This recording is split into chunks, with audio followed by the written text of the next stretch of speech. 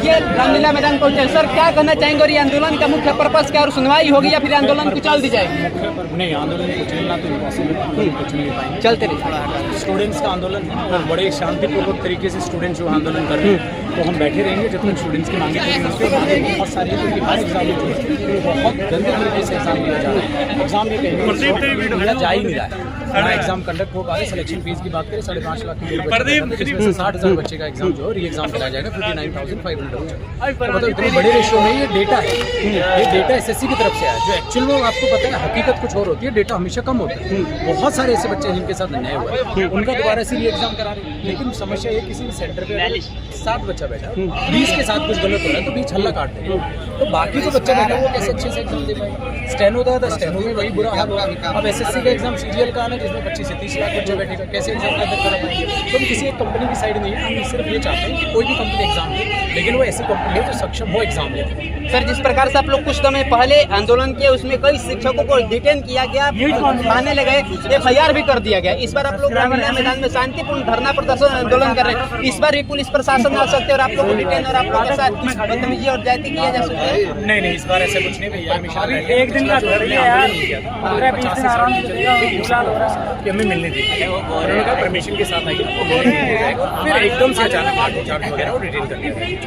तो कहा परमिशन, इस बार हम लॉन परमिशन के साथ फिलहाल 3 दिन की परमिशन, लेकिन ये परमिशन आगे एक्सटेंड करनी पड़ेगी क्योंकि जब तक स्टूडेंट्स की हित की बात है और जब तक सारी चीज़ें एकदम रिटर्न में आश्वासन नहीं दिया जाता कि ऐसा होगा, क्योंकि मौखिक चीज़ कुछ नहीं चलेगी, रिटर्न में जब तक हमें नहीं कहा जाता हम लोग नहीं हटेंगे। कई छात्रों संवाद के छात्र करे क्वेश्चन कुछ और है, ऑप्शन कुछ और है, जो ऑप्शन में आंसर है वो है ही नहीं। ये स्टेनो एग्जाम में बहुत बड़ा खिलवाड़ हुआ है। उसमें आप देखोगे क्वेश्चन के जो ऑप्शन हैं 3 ऑप्शन है, चौथा ऑप्शन ही का है। और मैथ्स में तो इतना खिलवाड़ हुआ है, ऊपर क्वेश्चन कुछ और दिया हुआ है, रेशो का क्वेश्चन था वो मेरे ख्याल से, और नीचे जो ऑप्शन है बिल्ली कुत्ते के दिए हुए हैं कि भाई कुछ कुत्ते बिल्ली हैं, बिल्कुल बिल्ली कुत्ते हैं, बताओ कैसे क्या करेगा?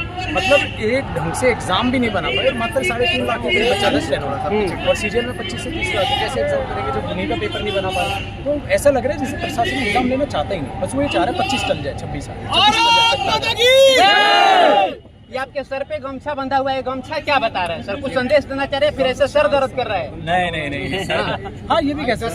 सर में दर्द तो है, लेकिन वो ना धूप ना प्यास ना भूख की वजह से नहीं है। सर में दर्द प्रशासन सरकार की वजह से सर में दर्द है जो एग्जाम ले आयोग को क्या कहना चाहिए? और ये सारा का सारा पारिवारिक दर्द है, ये सिर्फ मेरे सर में नहीं है, सबके सर में दर्द है। तो जब तक ये चाहेगा हम शांतिपूर्वक।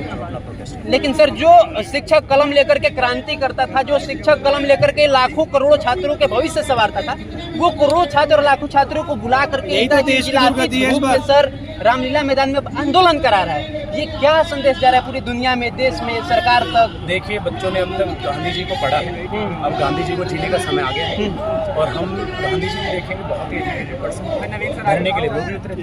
हक की लड़ाई है, लड़ेंगे और सब यहाँ जो खड़े सारे किसान के बेटे हम लोग, और धूप से कोई दिक्कत हमें नहीं है, ना प्यास से ना कुछ भी नहीं है। हम यहीं बैठे और शांतिपूर्वक बैठे हैं। बच्चे हैं, आतंकवादी तो है नहीं, शांतिपूर्वक बैठे हुए हैं। शिक्षक है वो भी शांतिपूर्वक बैठे हुए हैं और बच्चे हमें समय समय से ये सिखाते आए सर के लिए लड़ना पड़ेगा। तो ये तरीके से आपको अचंभा हो गया जानकर, जो रवि है और राजू है, करके राज है और बहुत सारे स्टूडेंट्स हैं जिन्होंने परमिशन ली, जिन्होंने भागदौड़ संभाली हुई है, इन चीज़ों को संभाला हुआ है। तो स्टूडेंट्स ही तो हैं जो हमें जीना सिखा रहे हैं। तो अब तो हम ये कहना चाहते हैं कि हम अपने स्टूडेंट्स के मार्गदर्शन में वो हमें सिखा रहे हैं कि आज की जो आवाज़ है सर वो मांगने से हक मिलेगा। वो आप घर बैठे यूट्यूब वीडियोस बनाने से नहीं मिलेगा, वीडियोस से नहीं मिलेगा, मांगना पड़ेगा। अपने हक के लिए नीचे ग्राउंड लेवल पर उतरना पड़ेगा और इन बच्चों ने हमें सिखाया और जब तक जी जान है जब तक अपने स्टूडेंट्स से। हैरानी की बात यह है सर कि आयोग के चेयरमैन को सब कुछ पता है, उनके नाक कान के नीचे हो रहा है सब कुछ, उसके बावजूद वो कह रहे माइनर सब मिस्टेक है, जल्दी सुधार लिया जाएगा। देखिए सर, कई माँ बाप भी जैसे होते हैं ना, कई बार आप देखो माँ बाप को पता है बच्चे को भूख है, लेकिन जब तक बच्चा रोएगा नहीं वो देखेगा, और बच्चा रोएगा, हम रोए हैं तब भी नहीं मिला, तो इस बार लग रहा है ज़्यादा जोर की रोना पड़ेगा। तो ये एग्जैक्टली वही कर रहा है सिस्टम हमारे साथ। और बहुत सारी चीज़ें आप देखो जिनके लिए प्रोटेस्ट हुआ है, मांगे बढ़ी है, वो सुधार आ गए हैं चीज़ें।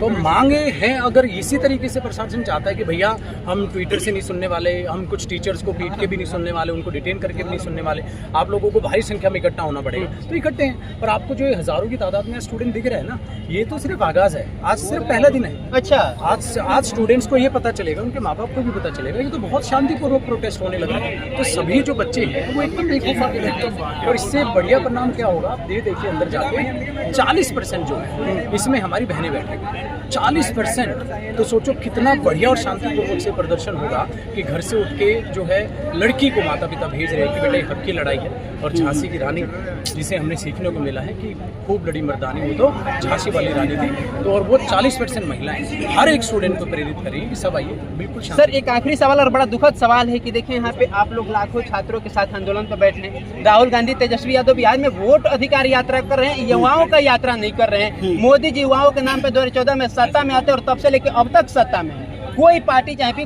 विपक्ष की हो और सत्ता पक्ष तो सो ही रहा है सर। जी बिल्कुल, और ये चीज़ पता है क्या है, और हमें ये पता होना चाहिए 65% जो जनता है ना अपनी, वो युवा है।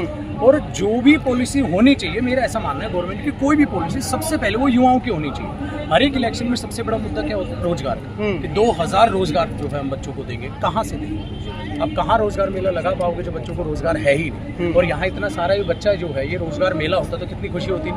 2000 में से अगर आप देते हो रोजगार मेला ऐसे लगा होता है, ये सारे स्टूडेंट सेलेक्टेड आए होते, कितना अच्छा लगता है। लेकिन ये बहुत दुर्भाग्य की बात है कि हक मांगने के लिए टीचर, स्टूडेंट्स और इवन माता पिता भी आए हुए हैं और हमें यहाँ इकट्ठा होना पड़ रहा है। सरकार को ये ज़रूर समझना चाहिए कि युवाओं के लिए जो है ना सबसे पहली रणनीति वो युवा सुधरेंगे, देश अपने आप आगे। शिक्षकों पे बड़ा गंभीर आरोप लगाया जा रहा है कि आप लोग अपना दुकान, अपना कोचिंग, अपना बाजार चेहरा चमकाने के लिए रोज रोज करते रहते हैं, कोई ऐसा अंदर की बात नहीं है। देखो भगवान की दया से हम इस मुकाम पे हैं, 10-10 साल से ऊपर हो गए हैं ज़्यादातर यहाँ शिक्षक जो बैठे हुए हैं पढ़ाते हुए, कि उनको अपना चेहरा चमकाने की ज़रूरत नहीं है। अगर किसी प्रोटेस्ट के लिए 1 करोड़ 2 करोड़ 3 करोड़ ट्वीट हो रहे हैं तो पक्का ये सारे के सारे टीचर्स यहाँ वो बैठे हैं जिनका हर एक इंडिया में जो भी तैयारी कर रहा है स्टूडेंट को ऑलरेडी नाम जानता है। और एक बात बताइए, नाम चमका के क्या करोगे?